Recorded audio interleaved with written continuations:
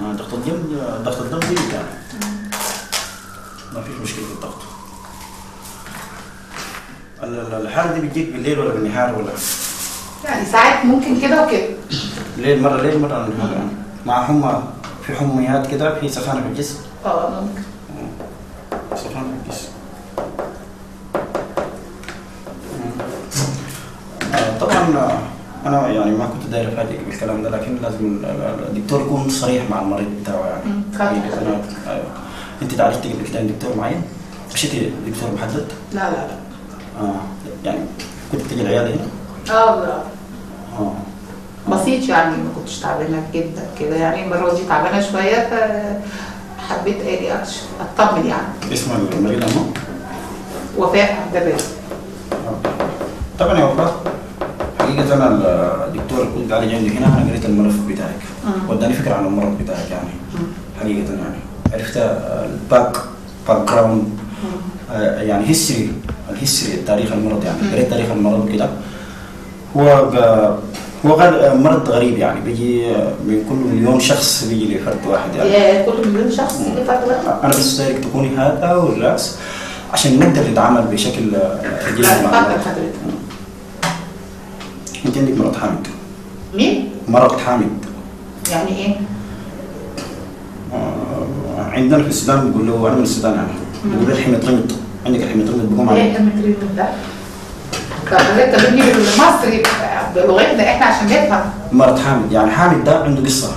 الحميطرمط ده يعني زي النفاخ، الفجاء. ايه الكلام الغريب اللي حضرتك بتقوله ده؟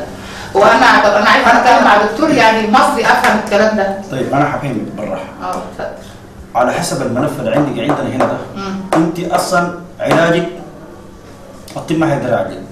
يعني ايه حضرتك؟ يعني ايه الطب؟ يعني عندك مرض حامد يعني اشرح لك كيف. حامد ده عندك مرض حامد، عندك حميطرمط. ايه الكلام الغريب ده حضرتك؟ انا عايزه افهم يعني، مصر كلها ما فيش غير حضرتك تيجي تتكلم معايا تتكلم بالاسلوب ده؟ انا مش فاهمه الطريقه دي. 17 سنه طب يا اخي. 17 سنه طب. انا ايه اللغه دي اللي انت بتتكلم بيها دي؟ في جنوب افريقيا اشتغلت طب. انا مالي، انا اسفه، انا عايزه افهم حضرتك. عندك الحميطرمط. طيب انا اقول لك بالراحه، علاجك كالاتي: تمشي لفقيه شيخ. ايه الكلام ده؟ شيخ؟ تمشي لشيخ. هو في دكتور يقول لواحده يعني ده كلام علمي ده؟ انا اسفه اقول ان حضرتك دكتور حمار ما بتفهمش حاجه. انا حمار؟ طبعا حمار ما بتفهمش حاجه. يا دكتور هشام. ايوه يا جماعه مالكم صوت؟ ايه ده كلام؟ يا اسطى البيت الدكتور بيقول لي روحي شيخ. يا مدام بس اهدي يا مدام. انا اهدى ازاي بقى؟ انت عايزاه حاضر تحت امرك. ايه المشكله يا دكتور؟ عندنا فاونديشن اوف اوبليشن. ايه الكلام ده؟ في ايه بالظبط؟ ايه لو سمحت كده؟ ايه ده؟ هوش في ايه؟ ده مصلحتك. ايه المصلحه ده؟ انتوا بتعمل كده ليه ده؟ بعمل ده زي كونسولتو دلوقتي. كونسولتو ايه؟ اتفضل. فاونديشن اوف اوبليشن. انا قريت التقرير طبعا من الدكتور محمد هنا، عندها فاونديشن اوف اوبليشن.